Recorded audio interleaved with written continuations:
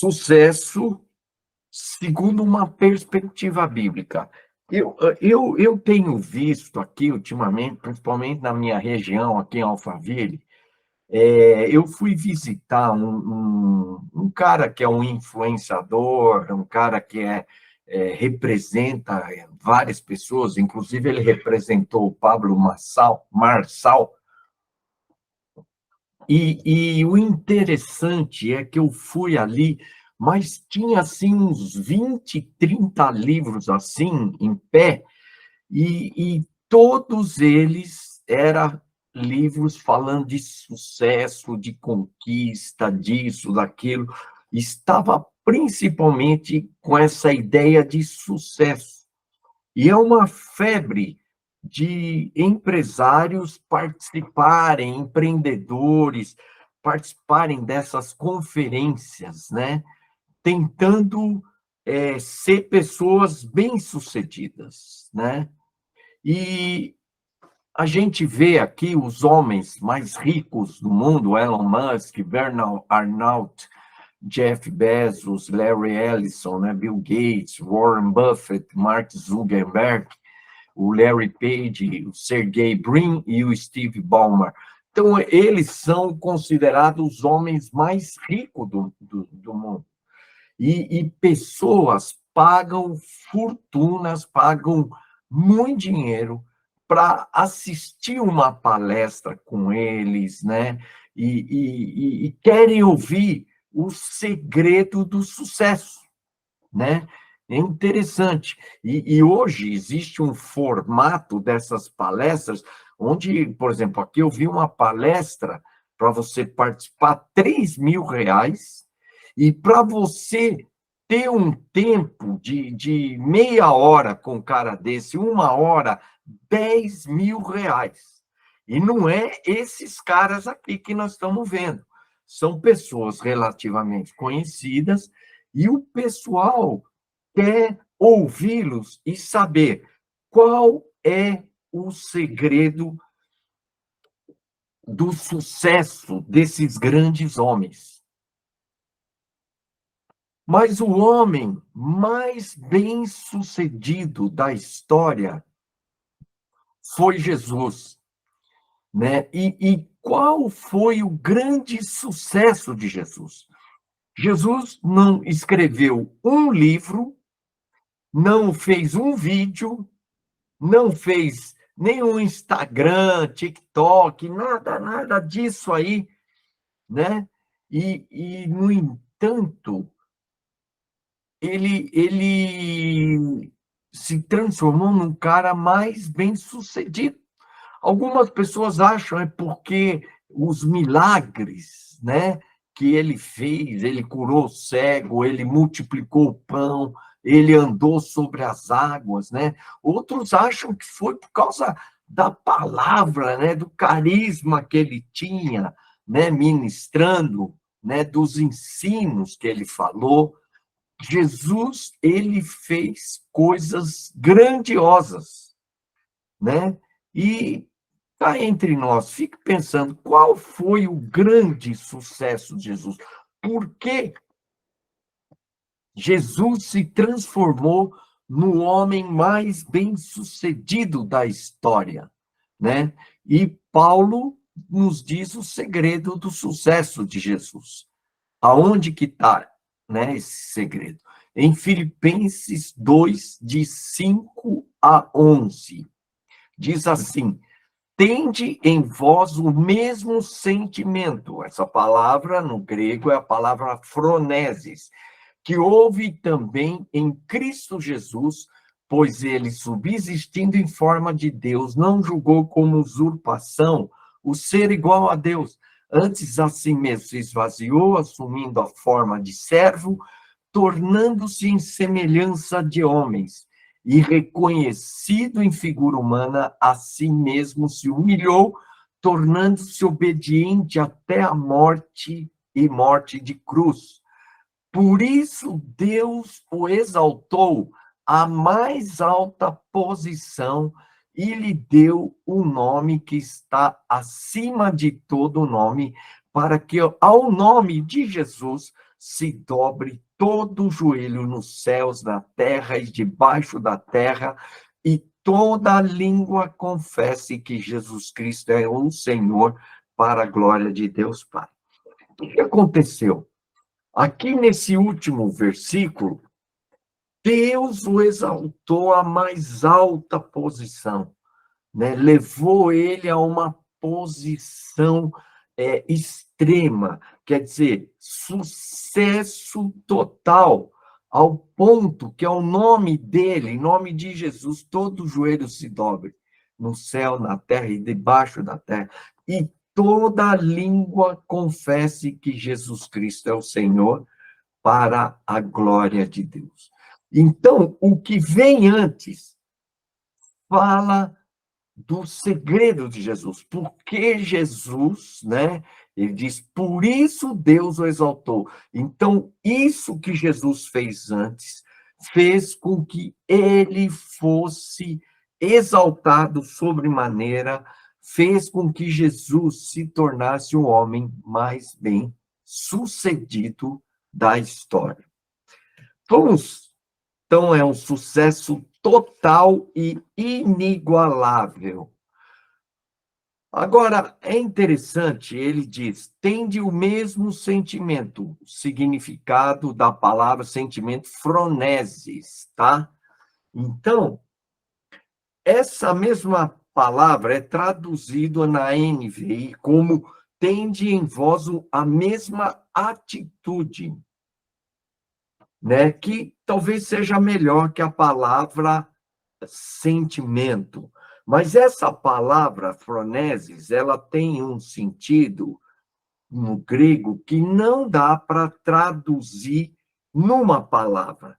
Você tem que explicar o que é essa palavra phronesis para você entender, porque com uma palavra você não consegue explicar o que é essa palavra phronesis. Então, a palavra phronesis, ela tem um sentido de você ter consciência, a ideia de você ter o conhecimento, mas não é só ter a consciência, ter o conhecimento, é também ter o querer realizar, ter o desejo de fazer, mas também não é só ter o desejo de fazer, ter o conhecimento, mas o realizar, quer dizer, fazer. Então, phronesis não é você só ter o conhecimento, mas querer realizar, ter o desejo de fazer, mas não só apenas ter o conhecimento, ter o desejo, mas fazer. Então, essa é a ideia de phronesis, ter o conhecimento, ter o desejo de fazer e fazer. Então, isso que Cristo fez, né? Esse phronesis de Cristo. Você pode ter o conhecimento, pode desejar fazer, mas o phronesis é fazer também, ok? Então, esse é o sentido da palavra phronesis. E qual foi essa phronesis de Cristo, né? Então, vejamos qual foi a phronesis de Cristo que o fez ser tão bem sucedido. Primeira coisa, ele se esvaziou, pois ele, subsistindo em forma de Deus, não julgou como usurpação o ser igual a Deus, antes a si mesmo se esvaziou. Quer dizer, Jesus, ele estava ali, né, reinando em glória, estava ali como Deus, né, cheio de majestade, e ele então se encarnou, se tornando um homem, e ele, reconhecido em figura humana, ele assumiu a forma de escravo. Tá? Essa palavra, subsistindo em forma de Deus, é a palavra morfê, que é forma, por exemplo, arredondada, forma quadrada, forma cilíndrica, mas aqui o sentido não é uma forma, mas é a ideia da natureza. Então, ele existindo, subsistindo, é nessa natureza de Deus, ele se encarnou como homem e, como homem, ele assumiu a forma, o morfê de escravo, quer dizer, a natureza de escravo, e eu vou explicar melhor isso. Ele, sendo então rico, se fez pobre, ele, sendo cheio de poder, de glória e majestade, se fez homem, escravo, ele, sendo tudo, se fez nada. Ok?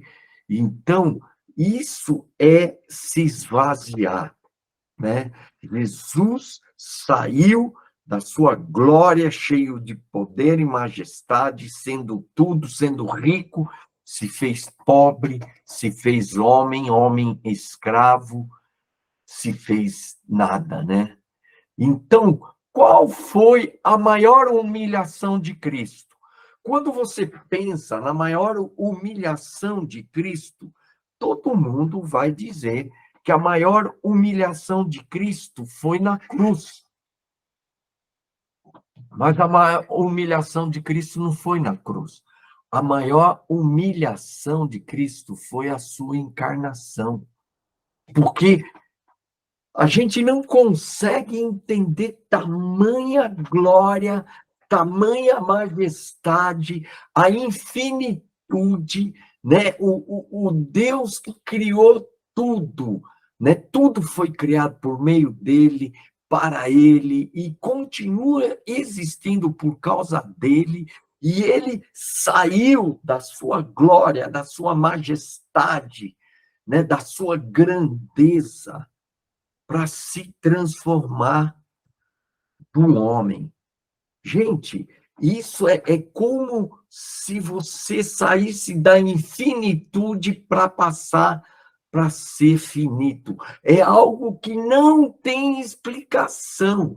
É uma grandeza tão grande que nós não conseguimos imaginar, e ele se transformou em homem. Então, é algo assim incomparável essa transformação, essa encarnação no homem.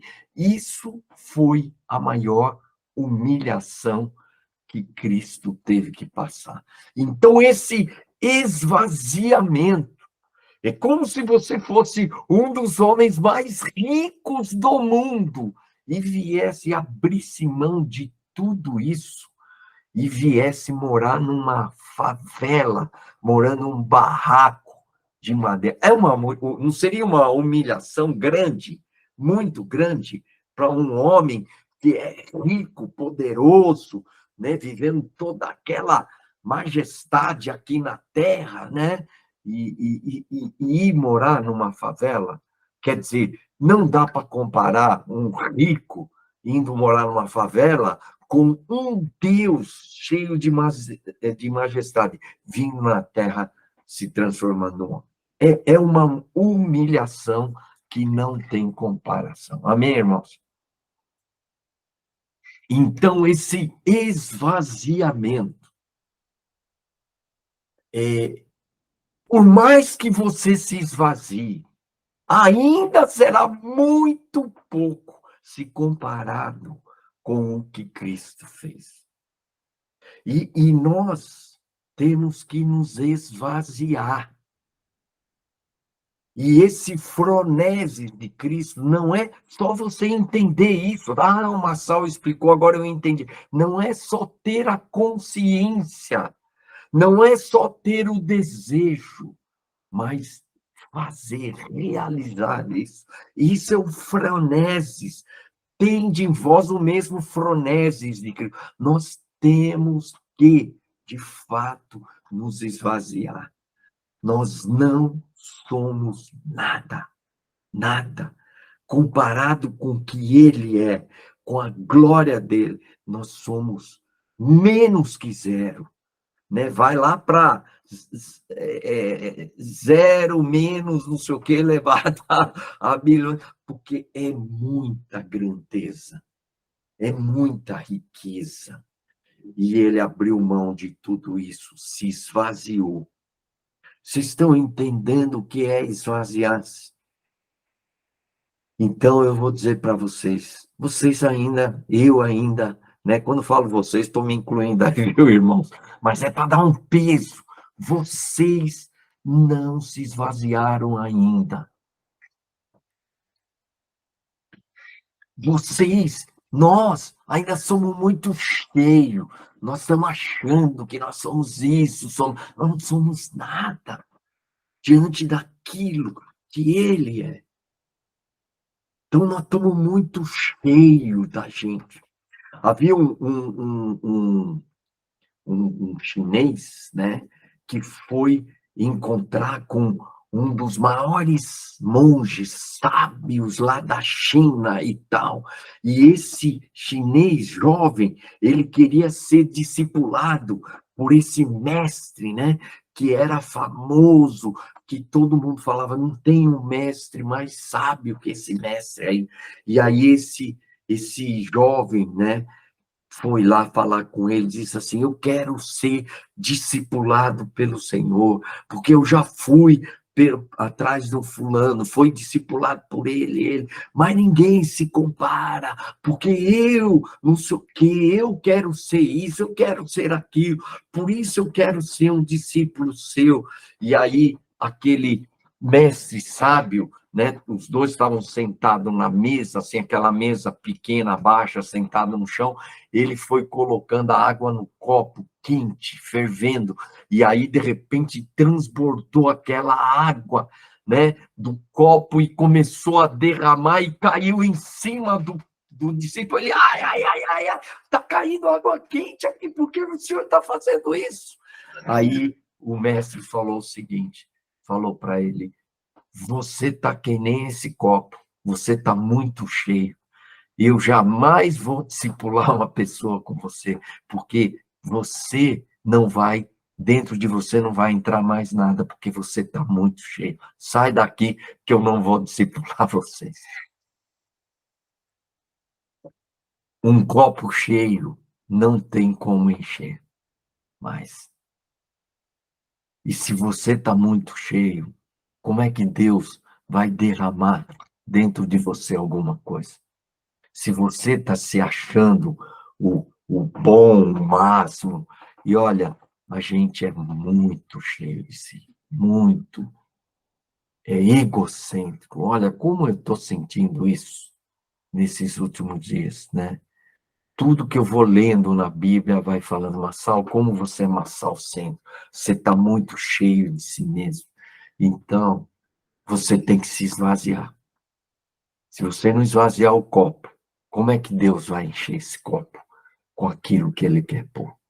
Se as suas mãos estão cheias de coisas, como é que Deus vai colocar os instrumentos, as coisas nas suas mãos? Então, nós estamos muito cheios e nós precisamos nos esvaziar. Então, tende esse mesmo frenesis que houve em Cristo Jesus, né? Ele, sendo tudo, se fez nada. Sendo rico, se fez pobre. Ele, sendo grandioso, majestoso, poderoso, né? Glorioso, ele se fez homem, se fez escravo. A segunda coisa, ele assumiu ser como escravo. Eu já falei um pouco sobre isso. Assumiu a forma de servo. A palavra no grego é a palavra doulos, né? Há uma diferença entre ser servo e ser escravo.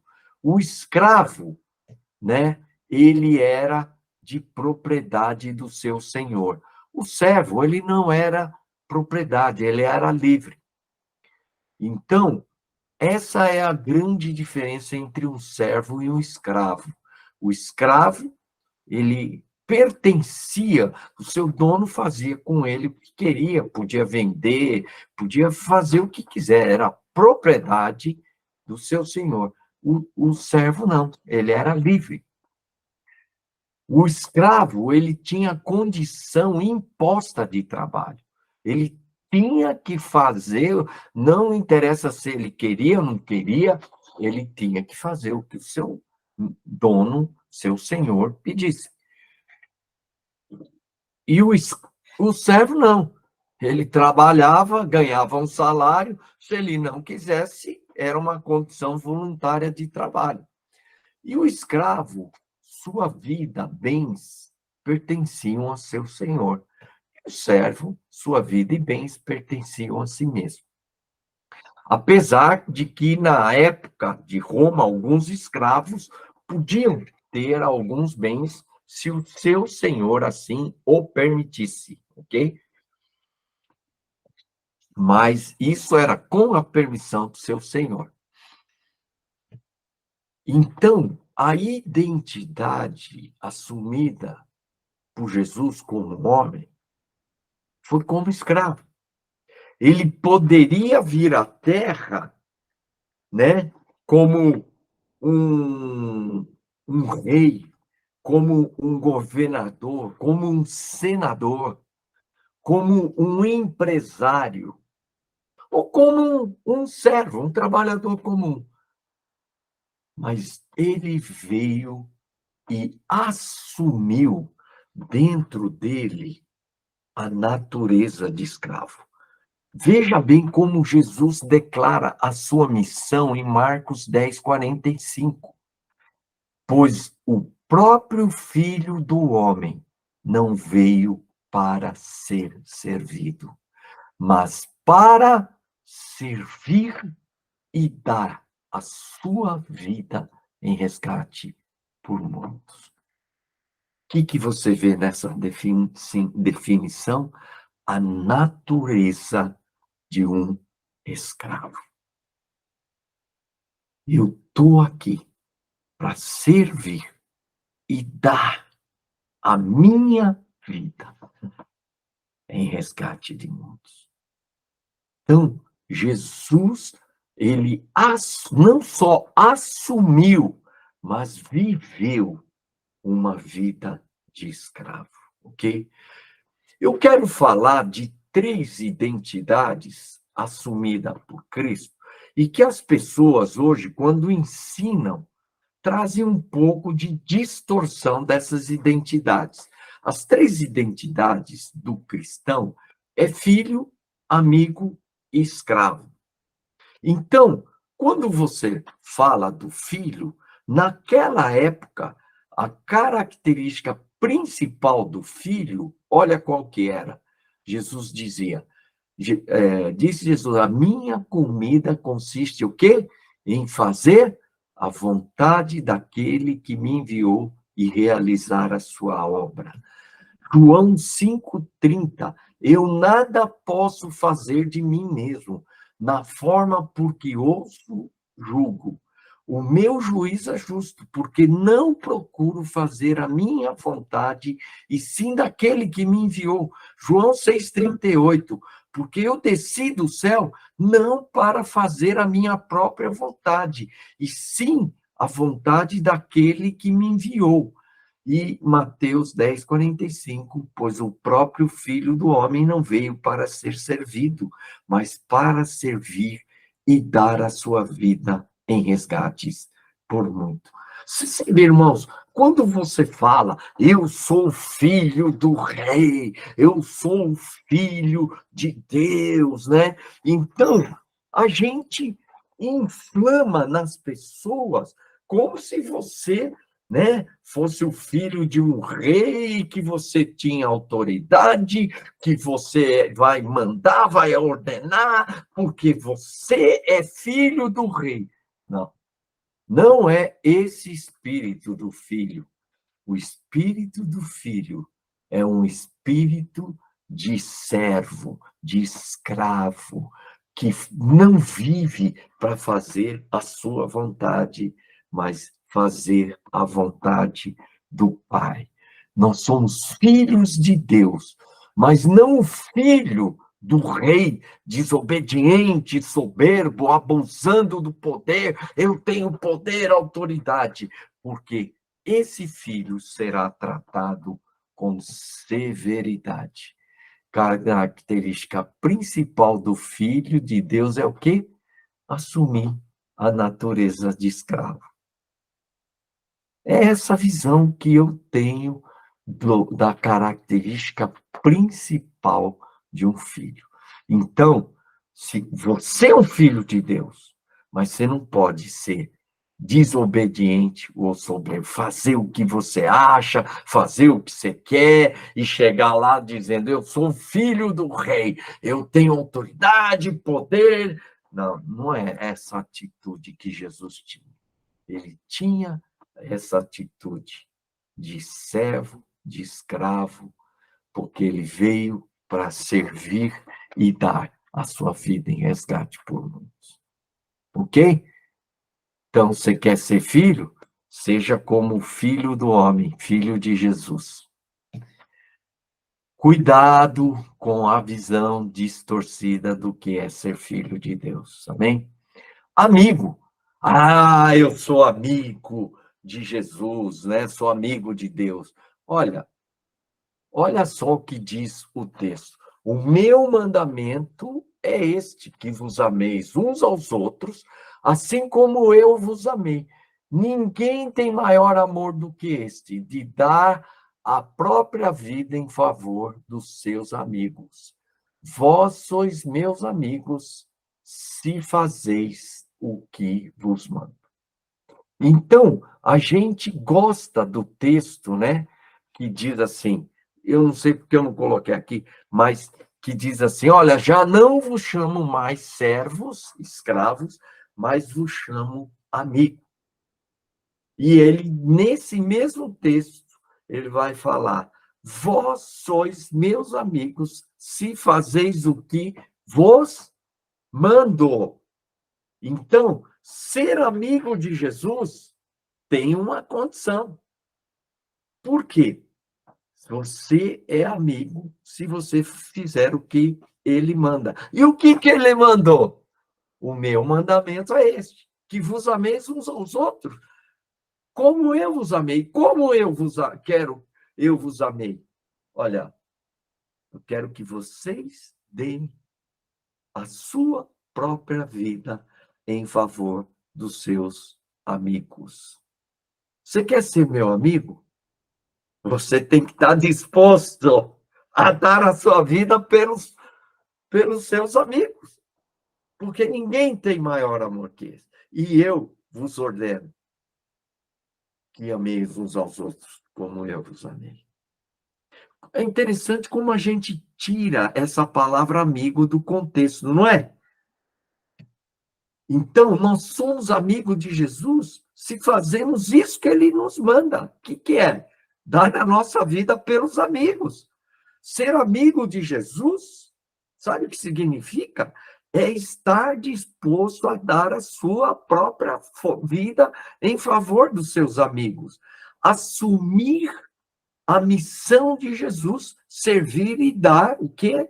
A vida em resgate por muitos. Isso é ser amigo de Jesus. Pai e filho podem ser amigos? Por exemplo, você pode ser amigo do seu filho? É lógico que você pode ser amigo do seu filho. Mas um filho mimado e rebelde vai ser tratado com severidade e não será tratado como amigo. Verdade ou não? Então, patrão e empregado podem ser amigos? Podem ser amigos, mas um empregado folgado, se achando como se fosse o dono, ele não será tratado como amigo. Então, para ser amigo de Cristo, é preciso fazer o que ele manda. E o que ele nos manda? Amar como ele nos amou, dar a sua vida pelos amigos. Você vê como é que vão passando uma ideia distorcida do que é ser filho de Deus? Uma ideia distorcida do que é ser amigo de Deus, ser filho de Deus? Então, eu vi já muitas pessoas, não, eu quero, a gente tem que, né, por exemplo, você fala de ser escravo, não, nós temos que passar a visão de ser filho, eu sou filho de Deus, né? Mas tem que passar a visão correta. O filho de Deus, o filho do homem, ele não vivia na terra para fazer a sua vontade, mas ele vivia na terra para fazer única e exclusivamente a vontade do Pai. E ele não veio para ser servido, para servir e ser e dar a sua vida em resgate por mim. Amém? Então, cuidado para não ter uma visão distorcida. No final, qual que é a essência dessas imagens de ser filho, amigo? Na verdade, a essência, a natureza é de escravo. Então, Jesus assumiu a natureza de escravo. Paulo, Pedro, Tiago, Judas eram filhos e amigos de Deus, mas eles nunca se apresentaram assim. Como é que eles se apresentaram? Eles se apresentaram nas cartas como escravos, pois eles assumiram a identidade de escravo, assim como Cristo fez. Olha só, Paulo, escravo de Jesus. Ali está escrito servo, né, a tradução, mas o correto é escravo. Tiago, escravo de Deus e do Senhor Jesus. Você imaginou, você quando vai se apresentar, né, você vai se apresentar como escravo? É uma atitude bem assim, você está se rebaixando bem. E olha, a gente conhece esses homens, eles não estão falando de forma retórica, né? Eles estão falando algo genuíno e verdadeiro na vida dele. Eu, Massal, sou um escravo. Eu, Ney, eu sou escravo, né? Então, você já pensou se apresentar assim? Eu, né, Antônio, sou escravo de Jesus. Não pode ser só retórico, hein? Tem que ser genuíno.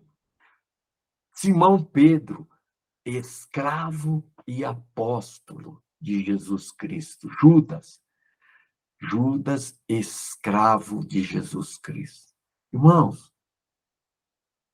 qual que é a sua mentalidade como cristão? Como que você se apresentaria, né? Esses homens de Deus se apresentavam como escravos, porque, como Cristo, eles assumiram a natureza de um escravo. Jesus Cristo era filho e amigo de Deus, mas a identidade mais importante assumida por ele foi a de escravo. E ele foi exaltado sobremaneira. Por quê? Porque ele se esvaziou e assumiu a forma de escravo. Então, o froneses de Cristo aqui é não só ter esse conhecimento, não é só ter o desejo, mas fazer isso, ser isso, assumir. Então, esses homens, eles tinham o mesmo froneses de Cristo, porque eles encarnaram essa natureza de escravo. A humildade igual à de Cristo levou Paulo, Pedro, Tiago, Judas e outros a viverem como escravo de todos os irmãos. Não é lindo isso, irmãos? Isso é maravilhoso. Isso é tremendo. Você não vai ver por aí gente ensinando isso. Vai ver gente ensinando, você é poderoso, você é conquistador, você é cabeça, você não é cauda, você vai comer o melhor da terra, porque Deus vai prosperar a sua vida. Enquanto esses homens falam assim, eu sou escravo. Eu tô aqui para servir vocês. Eu tô aqui para me colocar debaixo de todos os irmãos, né? Eu eu tô aqui para servir e dar a minha vida a vocês. Em outras palavras, eu estou aqui para viver como escravo de todos os irmãos. A froneses de Cristo humilhou-se. A si mesmo se humilhou, tornando-se obediente até morte e morte de cruz. Jesus ele se esvaziou, assumindo a forma de escravo. Mas uma coisa interessante, ele nasceu numa manjedoura, numa estrebaria. Jesus não poderia ter entrado no mundo nascendo numa casa normal. Teria algum problema, gente? Teria, acho que não seria nada errado, não tem nada demais. Jesus nasceu numa casa, dentro de uma casa, pode ser até uma casa humilde, não precisa ser um palácio, mas que ele nascesse numa casa normal. Mas ele não nasceu numa casa, ele foi nascer numa estrebaria e foi colocado num coxo desse aí, de animal, babado, fedido, nojento. Sem higiene nenhuma. Precisava ele nascer numa estrebaria e ser colocado numa manjedoura? E aí, então, ele veio no mundo assim. E aí ele vai embora. Como é que ele vai embora? Ele morreu numa cruz.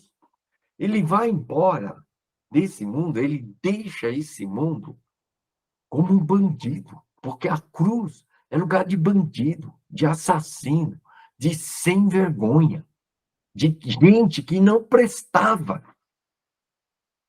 Quer dizer, ele vem ao mundo numa estrebaria, é colocar numa manjedoura. E quando ele parte de uma forma humilhante.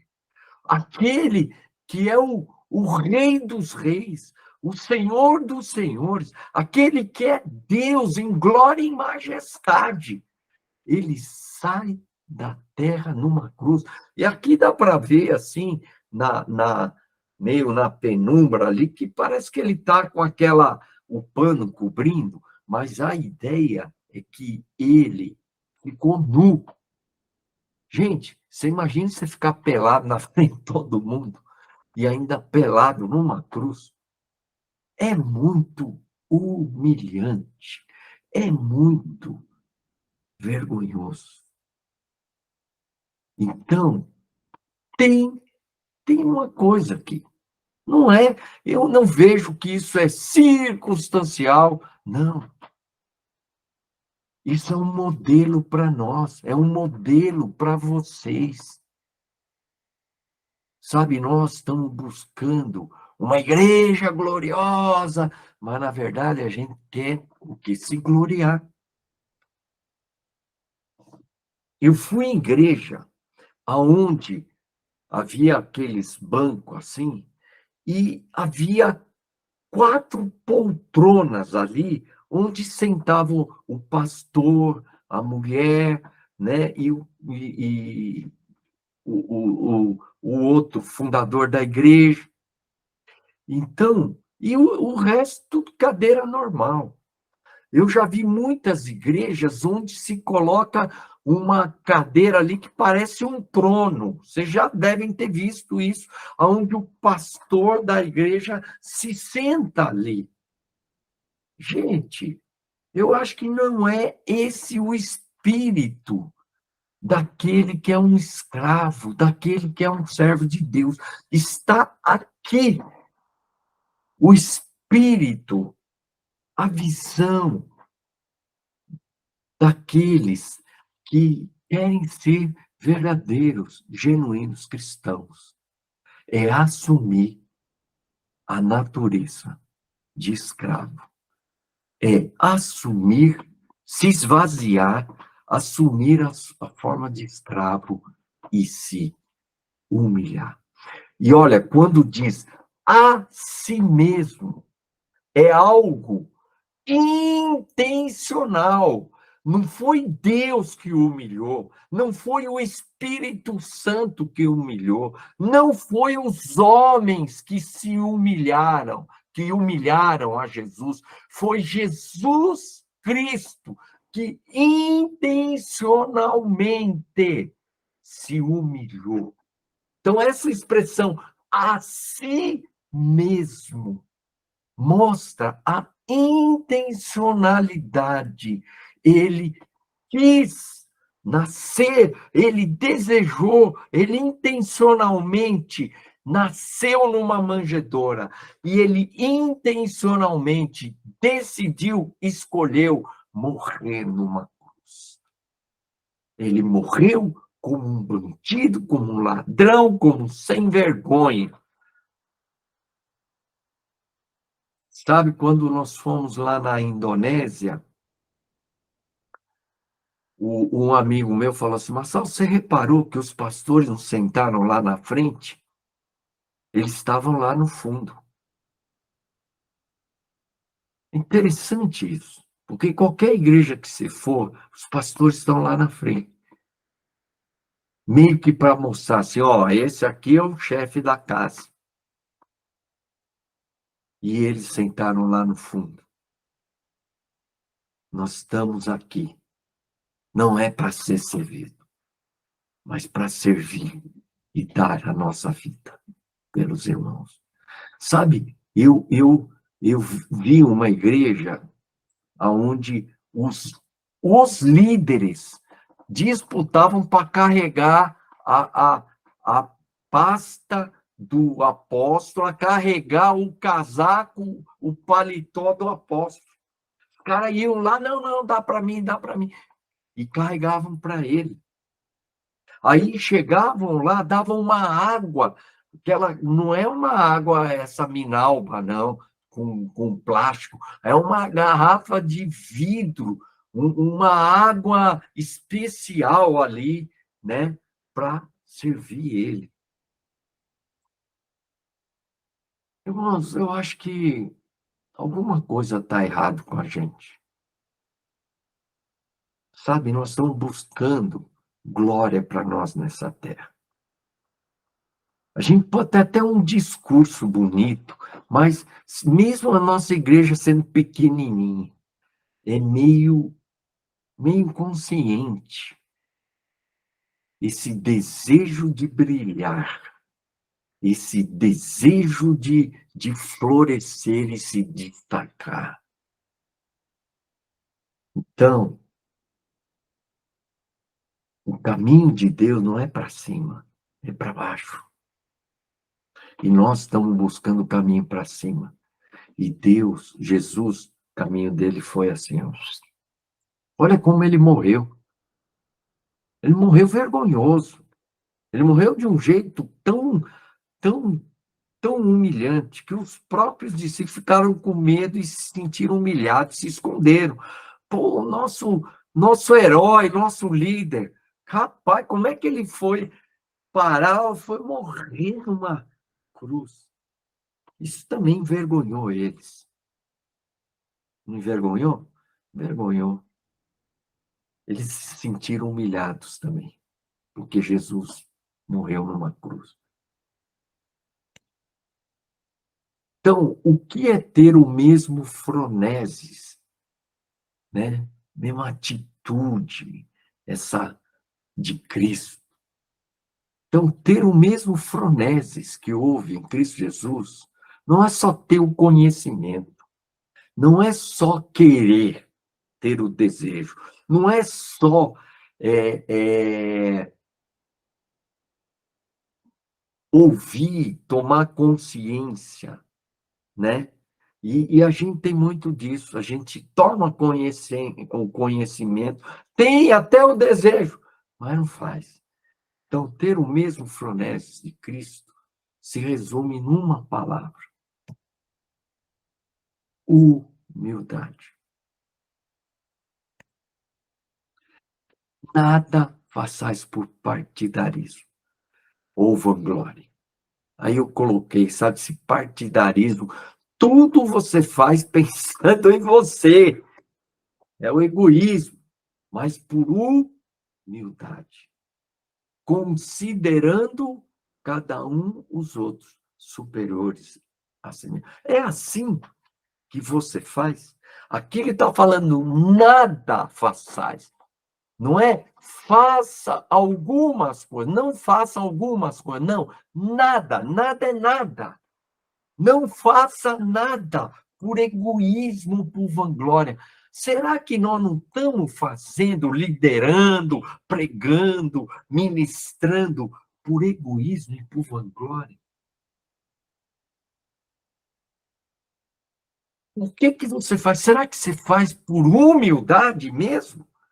Considerando os outros superiores? Ou você na igreja se sente superior? Você olha de cima para baixo e não de baixo para cima.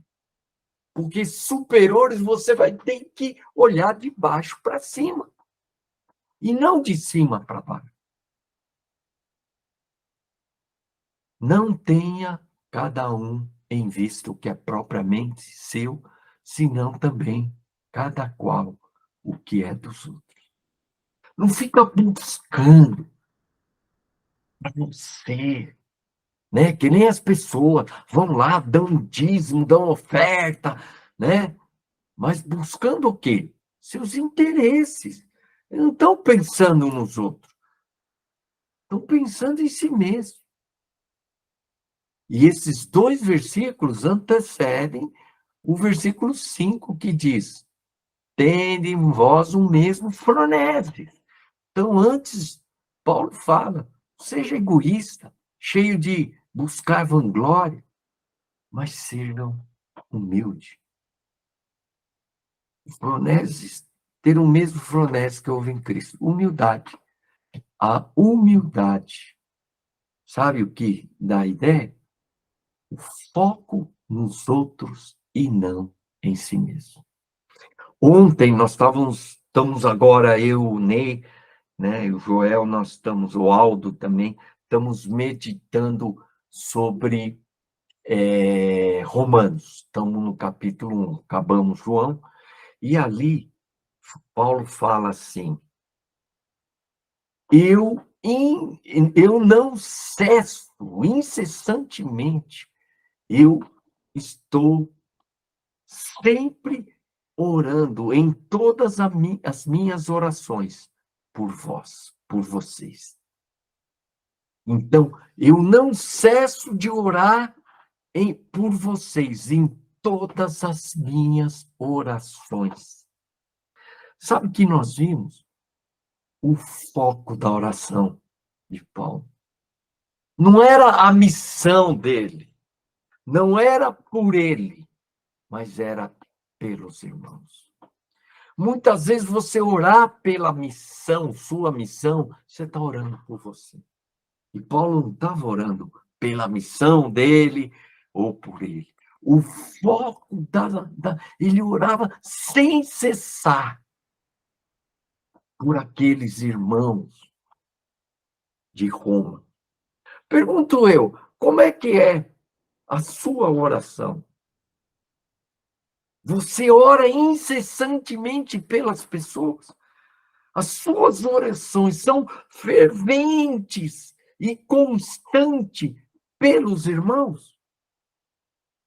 Então eu fico vendo que as nossas próprias orações revelam que o foco não são os outros, o foco não são as pessoas, o foco é nós, o nosso ministério, as nossas coisas. Na verdade, nada façais por egoísmo, partidarismo, por vanglória, mas por humildade. que é humildade? Foco nos outros. Não tem vista o que é seu, mas o que é dos outros. Então, o grande segredo de Jesus é esse, ter esse fronesis.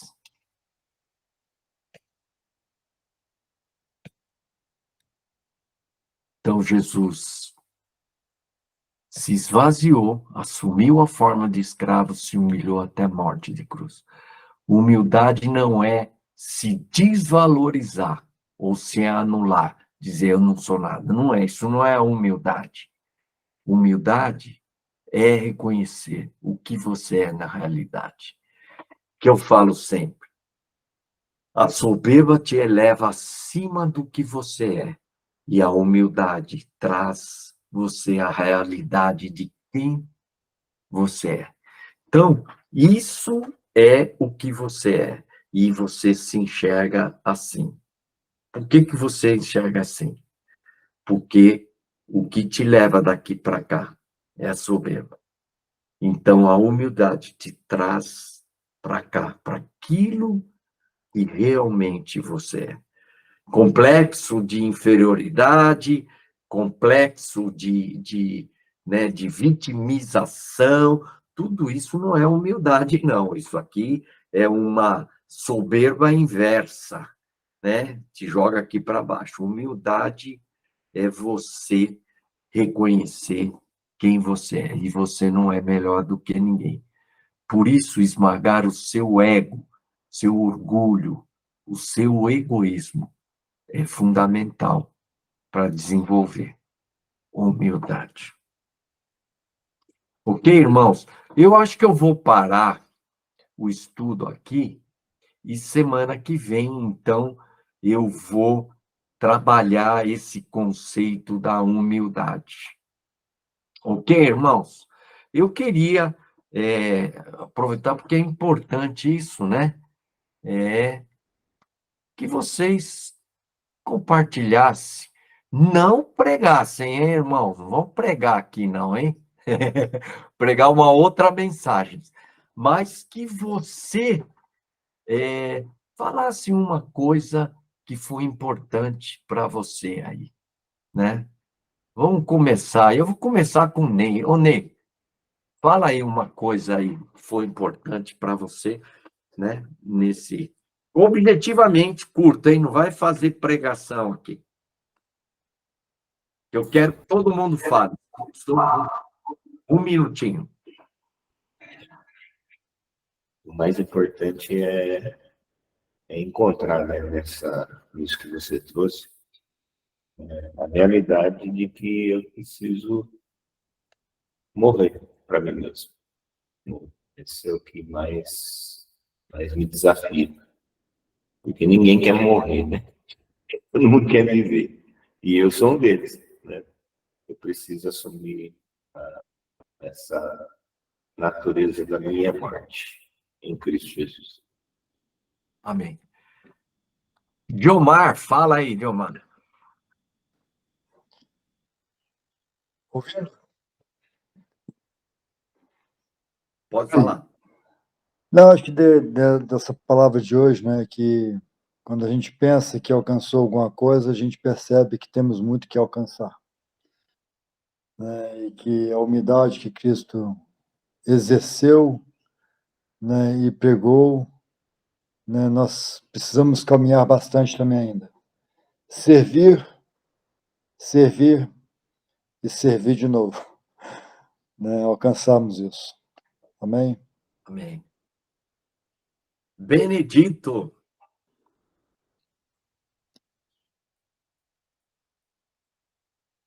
Liga o microfone, Benedito. Benedito, liga o microfone. Alô, alô? Ele está falando, mas não dá para ouvir, né? Benedito, liga o microfone. Ah, não deu, né? Acho que não, ele não está ouvindo lá. Que pena. Tá bom, então. Aldo e Gabriela, esse casal lindo, recém-casados, né? Estão ainda em lua de mel. Aldo, você fala e depois deixa a sua... Não, vamos dar a primeira honra à cenoura, depois o cenouro fala. Gabriela, fala aí, Gabi. Tudo bem, Gabi? Saudade de você, viu, menino? Saudade também. A gente estava comentando aqui, né, que esse tipo de mensagem, ele vem assim para confrontar realmente a gente, e raramente a gente ouve esse tipo de pregação, né, de fato, do caráter de Cristo, de quem realmente ele é, e como a gente pode aprender com ele todos os dias. E o que falou muito comigo também é com relação ao vitimismo, porque o vitimismo, ele é a gente se achar numa posição superior, né, e pensar que as pessoas não nos reconhecem como a gente de fato é. Então, assim, isso também, como você disse, é uma arrogância, né, só que inversa, ela é meio que mascarada, é uma falsa humildade. E isso falou muito comigo. Aldão. Essa questão, né, da gente... Uma vez eu ouvi uma frase sobre essa questão de humildade, que é você não pensar nem mais nem menos de si, mas pensar menos em você, né? Então, é você pensar mais nos outros. Essa é a questão que Paulo traz, de pensar os outros sendo superiores a você. E a verdade é que a nossa vida ainda é muito focada em nós mesmos, né? É uma coisa que a gente até falou, que a gente ainda faz oração do Pai Nosso, que é o Pai meu, né? Pai meu, me dá isso, faz aquilo, não sei o quê, não existe o nosso, né? A gente pensa só no eu. Mas essa é a questão, né? Da gente pensar menos em nós mesmos e os outros superiores a nós. Amém. João Luiz, você precisa sair aí? Dá para falar alguma coisa? Ele saiu. Ô João, você pode falar? Liga o microfone.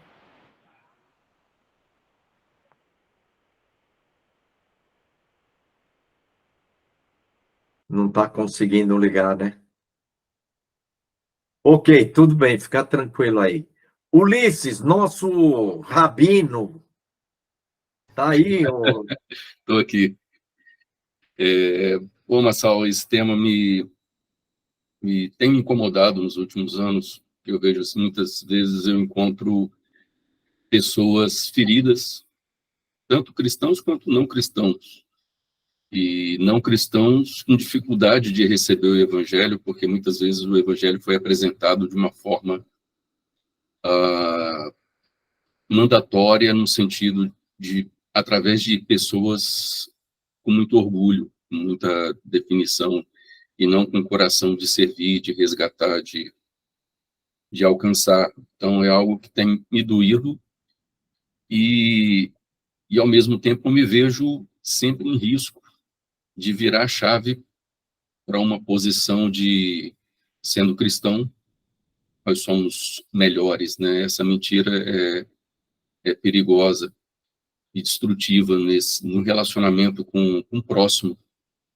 Então, eu creio que é minha luta manter o coração onde deve estar realmente. Amém. Flavião! Rapaz, legal que você está aí. Fala aí alguma coisa, Flavião.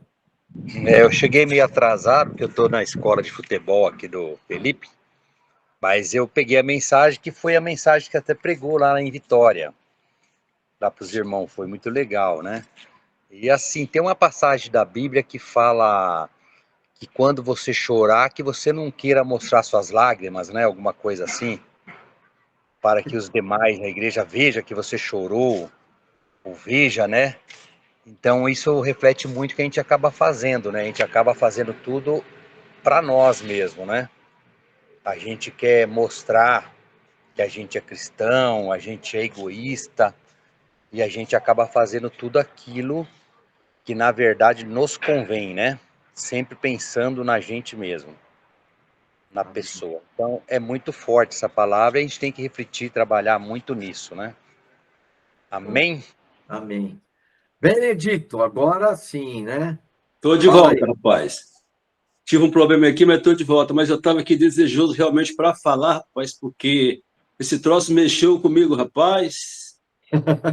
Mexeu comigo, cara. Sinceramente, eu estava aqui chorando, sabe? Porque a gente acha que é muita coisa, né? Que tem tudo, e, na verdade, a gente tem demais, como você falou, o copo está cheio. E ele precisa ser esvaziado a cada instante, né? Cada instante. Mas foi isso, como você já falou, não é para pregar de novo, senão eu me empolgo aqui, tá? Mas mexeu comigo, tá? Muito legal essa. O copo está muito cheio, né? Precisa esvaziar. Fala, Edson. Exatamente. Não, mas é na linha aí dos irmãos mesmo, né? Que bom que você trouxe essa palavra aí, que para mim mostra muita questão, humildade versus soberba, né? E às vezes nós estamos assumindo um comportamento, na realidade, soberbo, e achamos que estamos sendo humildes, né? Eu estou dizendo no plural, mas na realidade é para mim, né? Então, é exatamente, até às vezes numa ação, estou fazendo uma ação, estou servindo, mas será que eu estou servindo para depois alguém falar, poxa, esse cara é bom mesmo, ele serve mesmo, esse é que é legal. Às vezes é para isso, né? E ao invés de simplesmente servir, e como Benedito, o Flávio até falou, né? A palavra fala, se der esmola com a mão, que a outra nem veja, né? Digamos, né? Então, é isso, né? Realmente, para nos animar realmente a ter esse comportamento, né? Não apenas de servo, mas escravo, mas com alegria, né? Fazer isso com alegria, como os irmãos lá atrás fizeram, né? Amém. Vasni. Ok. Faz algo mais forte aí para mim foi a intencionalidade de Jesus, né? Ele se esvaziou. A gente tem que ter essa disposição de se esvaziar, de servir, né? Tem que ter o querer nosso. Então, você explicou muito bem e é uma bênção a gente ouvir, mas algo que a gente sabe, já ouviu tanto, já leu tanto, mas o Senhor fala de uma maneira nova. Glória a Deus.